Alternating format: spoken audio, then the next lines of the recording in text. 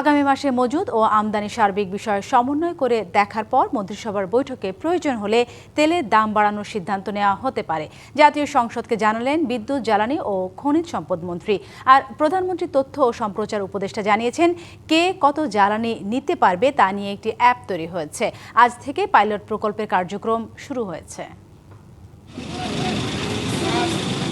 দেশে জ্বালানি তেল মিলছে না বা তেল নিতে দীর্ঘ সারির এই দৃশ্য এখন প্রতিদিনকার।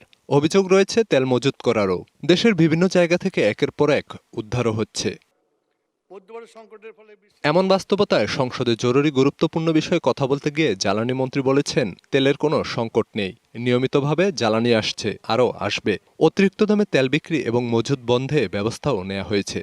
বর্তমানে আমাদের জ্বালানি তেলের পর্যাপ্ত মজুদ রয়েছে। জ্বালানি তেলের অবৈধ মজুদ, অতিরিক্ত দামে বিক্রি রোধে মোবাইল কোর্ট পরিচালনার জন্য সকল জেলা ম্যাজিস্ট্রেটকে নির্দেশ দেওয়া হয়েছে। মধ্যপ্রাচ্যে যুদ্ধ পরিস্থিতির কারণে এশিয়ার প্রায় সব দেশেই তেলের দাম বাড়ানো হয়েছে, কিন্তু বাংলাদেশে বাড়ানো হয়নি। আগামী মাসে এ বিষয়ে সিদ্ধান্ত নিতে পারে মন্ত্রিসভা।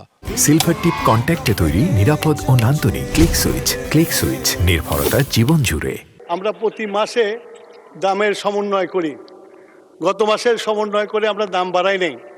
আগামী মাসে আমরা দামের উপরে কাজ করে যদি সমন্বয় করে দেখা যায় যে দাম বৃদ্ধি করা এখনই প্রয়োজন, তাহলে আমরা ইনশাল্লাহ আলোচনা করে ক্যাবিনেটে নিয়ে তারপরে মূল্য বৃদ্ধি করার চিন্তা করব। এদিকে সরকারের কার্যক্রম নিয়ে সচিবালয়ে ব্রিফ করেন প্রধানমন্ত্রীর তথ্য সম্প্রচার উপদেষ্টা। জানান, তেল নেয়ার জন্য একটি অ্যাপ তৈরি করা হয়েছে। ফুয়েলের জন্য একটা অ্যাপ তৈরি হচ্ছে, মানে ওই অ্যাপ ছাড়া কেউ ফুয়েল দিতে পারবেন না।